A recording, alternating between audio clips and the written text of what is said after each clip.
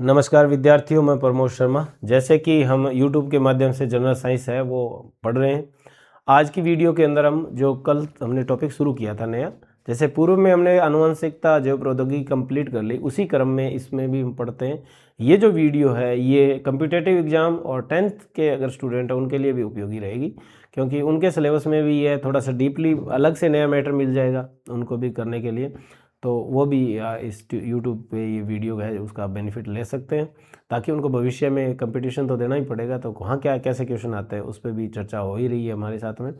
तो अगर हम बात करें तो हमने तीसरा टॉपिक शुरू कर रखा था पादप व जंतुओं का आर्थिक महत्व। तो उसमें हमने पीछे की वीडियो जो थे उसमें पादप रोग पढ़ लिए और जंतुओं के प्रमुख रोग पढ़ लिए और मधुमक्खी पालन पढ़ लिया था। आज हम जो करने वाले हैं वो है रेशम कीट पालन। रेशम कीट पालन। रेशम कीट पालन की बात करें तो पूरी दुनिया के अंदर रेशम कीट पालन जो है वो सिर्फ चीन ही जानकार था, उसका चीन ने किसी को नहीं बताया था, एकाधिकार था। फिर कहते हैं कि यहाँ भारत से दो साधु गए और वहाँ से कोया या कोकून जो है वो बांस में भर के ले आए थे और भारत में रेशम कीट पालन शुरू हुआ था और फिर यहाँ से पूरी दुनिया के अंदर ये फैला है। रेशम कीट की बात करें तो रेशम कीट पालन जो है वो कहलाता है सेरीकल्चर। सेरीकल्चर। और कीट की वैज्ञानिक नाम की अगर हम बात करें तो इस कीट का वैज्ञानिक नाम होता है बोम्बिक्स मोराई। बोम्बिक्स मोराई ये कीट को बोलते हैं। और रेशम कीट पालन जो है वो सेरीकल्चर कहलाता है। कीट का नाम वैज्ञानिक है वो है बोम्बिक्स मोराई। अगर हम बात करें कि कितनी प्रजातियों का जो रेशम है वो हिंदुस्तान के अंदर तैयार होता है या दुनिया के अंदर तैयार होता है, हिंदुस्तान में तो मुख्य रूप से मालबेरी रेशम जो है वो तैयार होता है। तो यहाँ तैयार होता है वो है मालबेरी। इसके अलावा भी रेशम जो है वो आ जाता है, जैसे मूंगा रेशम है,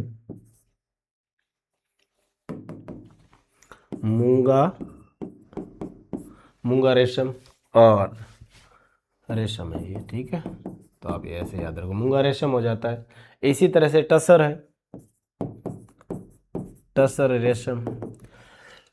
इसी तरह से अगर हम बात करें तो ओक रेशम भी है। तो ये चार प्रजातियां जो है वो रेशम की पाई जाती है। तो अब मालबेरी जो है वो ये भारत के अंदर प्रचलित है। भारत में कौन सा रेशम होता है तो आपको आंसर हो जाएगा मालबेरी। रेशम कीट को जो है वो क्वीन ऑफ टेक्सटाइल के नाम से भी जानते हैं। Queen of textile. टेक्सटाइल उद्योग की रानी बोलते हैं रेशम कीट को। इस तरह से ये तो सामान्य परिचय हुआ रेशम कीट पालन का। अब हम बात करते हैं कि रेशम कीट जो है उसकी अवस्थाएं कौन कौन सी होती हैं। अवस्थाओं की अगर हम बात करें, अवस्थाएं तो नॉर्मली हमने कीट की अवस्था पढ़ी थी। जैसे हमने पढ़ा था अंडावस्था, अंडावस्था के बाद में अवस्था आती है लार्वा अवस्था, लार्वा अवस्था के बाद में आती है प्यूपा अवस्था और प्यूपा अवस्था के बाद में आती है वयस्क अवस्था। हर कीट की जो अवस्था है वो यही रहती है। तो इसमें अवस्थाओं के साथ साथ में हम ये भी पढ़ते जाएंगे रेशम कीट के लिए कौन सी जो अवस्था है वो सबसे उपयुक्त होती है, कौन रेशम बनाता है। तो सबसे पहले अगर हम बात करें तो पहला आ जाता है वयस्क अवस्था। वयस्क अवस्था यानी वयस्क अवस्था में पूर्ण विकसित जो कीट है उसको शामिल किया जाता है। वयस्क अवस्था के अंदर कीट कैसे होता है तो आपको याद रखना है कि ये जो कीट होता है वो 2.5 सेंटीमीटर लंबा होता है, 2.5 सेंटीमीटर लंबा होता है। फिर ये गंदले क्रीमी कलर का होता है, गंदले क्रीमी कलर का होता है। इसके अलावा ये कीट जो होता है वो इसमें मादा जो होती है, मादा उड़ने में असमर्थ होती है। देखिए कितनी प्रकृति ने अनुकूलता पैदा की, क्योंकि अगर कोई व्यक्ति अपने खेत के अंदर रेशम कीट पालन करे तो उसकी जो मादा है जो अंडा देने वाली आगे जो इस व्यवसाय को बढ़ाने वाली है वो उड़ने में ही असमर्थ है, यानी वहाँ रैंक कर कितनी दूर जाएगी तो वो वहाँ रह जाती है। तो मादा उड़ने में असमर्थ होती है और मादा एक बार में 300 से 400 अंडे देती है। 300 से लेके 400 अंडे एक बार में देती है, एक बार में। और एक कीट जो है भारत के अंदर 5 से 7 पीढ़ियां तैयार की जा सकती हैं। पीढ़ियाँ तैयार की जा सकती हैं। ये वयस्क की प्रमुख विशेषता होती है। तो वयस्क की एक विशेषता एक बार और हम देख लेते हैं। वयस्क कीट जो है 2.5 सेंटीमीटर लंबा होता है, गंदले क्रीम कलर का होता है और मादा उड़ने में असमर्थ होती है। जो एक बार में मादा है वो 300 से 400 अंडे दे देती है और एक वर्ष में इस कीट की जो है 5 से 7 पीढ़ियाँ हैं वो तैयार हो जाती है। अब हम इसका जीवन चक्र जो है वो देख लेते हैं। तो वयस्क कीट की विशेषता थी वो आपको अच्छे से याद रखनी है। तो देखिए सबसे पहले शुरू होती है इनकी अंडावस्था। अंडावस्था की बात करें तो जो रेशम कीट पालन किया जाता है वो मुख्य रूप से जो किया जाता है वो सहतूत के पत्तों पर किया जाता है। सपोज करिए ये सहतूत का पत्ता है, सहतूत एक पेड़ है, उसके पेड़ के ऊपर जो है वो अंडे दिए जाते हैं। अंडे जो होते हैं वो वाइट कलर के होते हैं। जैसे जैसे समय बीतता जाता है इस अंडे का रंग जो है वो डार्क हो जाता है। अब इस पे जैसे मादा ने अंडे दिए, अंडे देने के बाद में क्या करती है, ये इस पर एक विशेष प्रकार का जो है वो रस छोड़ती है, जिसके कारण अंडे जो है वो इस पे चिपक जाते हैं, जिसे कहते हैं जिलेटिन। जिलेटिन से चिपका देती है। क्लियर हुई बात। और अंडा अवस्था जो है, अंडा अवस्था ये अवस्था होती है 10 दिन की। 10 दिन की। तो अंडा अवस्था कितने दिन की, तो आपको याद रखना है अंडा अवस्था 10 दिन की होती है। जैसे अंडे दिए, अंडे जिलेटिन से चिपका देते हैं और ये पानी से, हवा से, टेम्परेचर से इनसे बचे रहते हैं। अब इस अंडे में से 10 दिन जो पूरे हुए तो 11वें दिन इसमें से जीव बाहर निकलेगा और अंडा अवस्था के बाद में जो अवस्था आएगी उस अवस्था को कहते हैं लार्वा अवस्था। खाने पीने वाली अवस्था, परिवर्धन के विकास करने वाली जो अवस्था होती है वो होती है। तो इसमें आती है लार्वा अवस्था। लार्वा अवस्था जो होती है उसे कैटरपिलर भी बोलते हैं, कैटरपिलर के नाम से भी जानते हैं, लट बोल देते हैं आम भाषा में। ये अवस्था जो होती है वो 3 + 3 = 6 दिन की होती है। मैं लिखने को 6 सीधा ही लिख देता, परंतु मैंने 3 + 3 कहा है। जैसे इसमें से कीट बाहर निकलता है तो ये कीट जो है वो सहतूत के पत्ते जो है वो खाने शुरू कर देता है। सहतूत के पत्ते खाते खाते अपने शरीर का विकास करते करते यूँ लंबाई के अंदर मोटा होता जाएगा साथ में, और साथ में ये लंबा होता जाएगा। इस तरह की बनावट का ये कीट हो जाता है। और ये कीट जो है वो लगातार 3 दिनों तक सहतूत के पत्ते ही खाता है। सहतूत के जैसे इन्होंने पत्ते खाए और ये मोटा हो गया और लंबा हो गया। लंबा कितना हो जाता है तो आपको याद रखना है 7.5 सेंटीमीटर का हो जाता है। इसके शरीर के ऊपर ऐसे आभासी पैर पाए जाते हैं। इसके शरीर के ऊपरी हिस्से के अंदर श्वसन ग्रंथियां पाई जाती है। इसके निचले हिस्से के अंदर यहाँ ये रेशम ग्रंथि पाई जाती है। सारी बातें समझ में आ गई होगी आपके। लार्वा जो है वो खाने की अवस्था है जिसके अंदर सहतूत के पत्ते खाकर 7.5 सेंटीमीटर लंबा हो जाता है और इसमें 3 दिनों तक ये खाने का काम करता है। 3 दिन के बाद में ये अगली अवस्था की तैयारी करता है। अगली अवस्था को कहते हैं प्यूपा अवस्था। प्यूपा अवस्था, ये प्यूपा अवस्था की तैयारी करता है। तो यहाँ से यहाँ आने में इसको 3 दिन का समय लगता है। तो ये जो क्रिया है ये कहलाती है प्यूपीकरण। यानी ये लार्वा से किस में कन्वर्ट हो रहा है, प्यूपा में कन्वर्ट होता है। कैसे कन्वर्ट होता है समझिए बाब।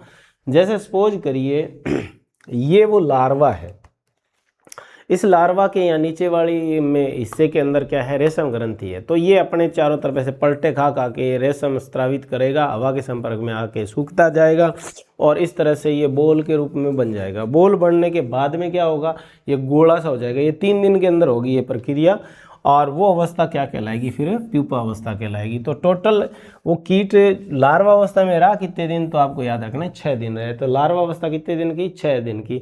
अब आप एक चीज़ यहाँ भी रखिए याद इसमें कि रेशम बनाने वाली अवस्था, रेशम बनाने वाली अवस्था है, वाली अवस्था है ये। रेशम ये कीट किस अवस्था में बनाता है, तो आपको याद रखना है लार्वा अवस्था के अंदर बनाता है। अब ये बन गई बोल, ऐसे करके रेशम लपेटता लपेटता लपेटता है, यूँ लिया है, ये बोल बन गई।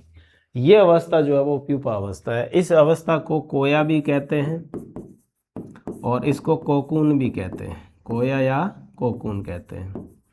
इस अवस्था के अंदर कीट जो है वो 10 से 12 दिन रहता है। अगर रेशम नहीं प्राप्त करना, जीवन चक्र यानी कीट ही खरीदना बेचना वो बिजनेस करना है, तब तो 10 से 12 दिन इसको फाड़ के और कीट बाहर आ जाएगा, फिर आगे इसका जीवन चक्र चलता जाएगा। परंतु अगर हम बात करें एक कोये की तो एक कोया जो होता है वो लगभग इसमें 1.8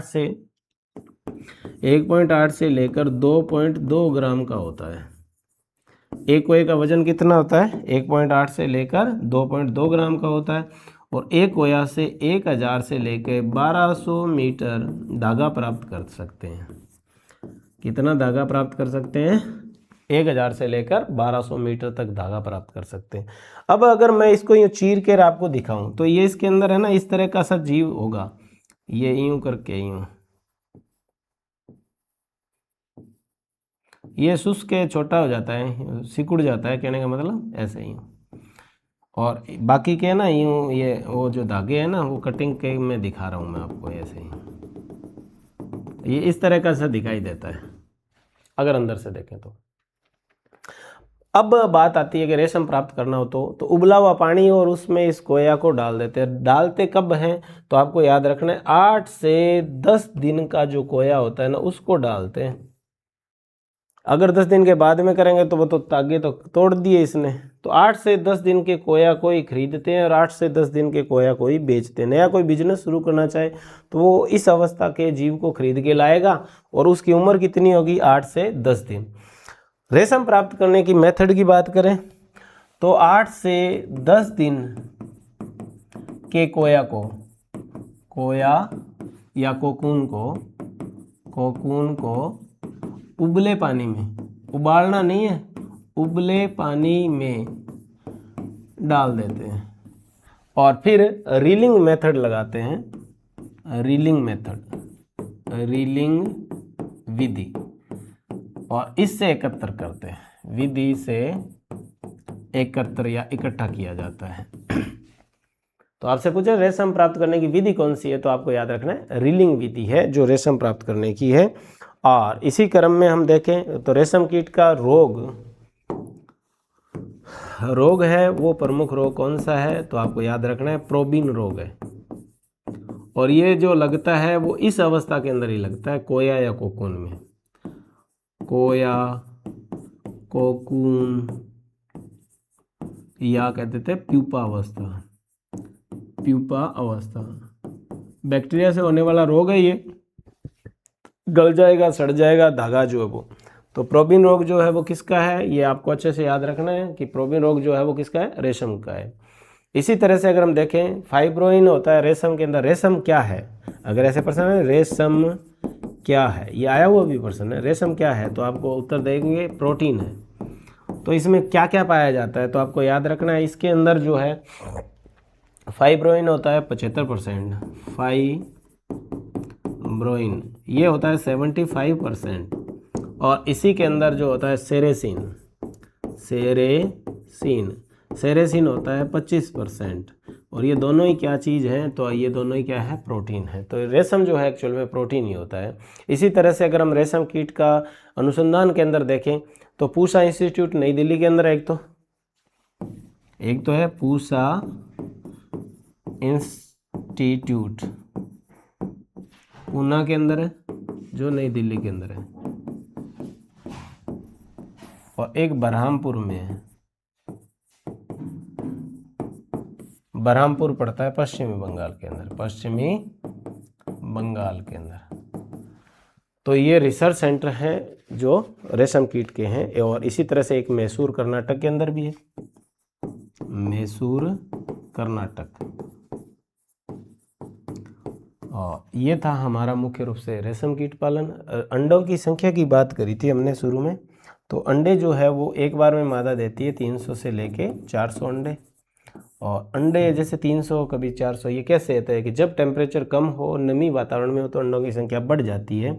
अगर अंडों की संख्या मौसम के अंदर जो है वो नमी कम है तो ये अंडों की संख्या कम हो जाती है।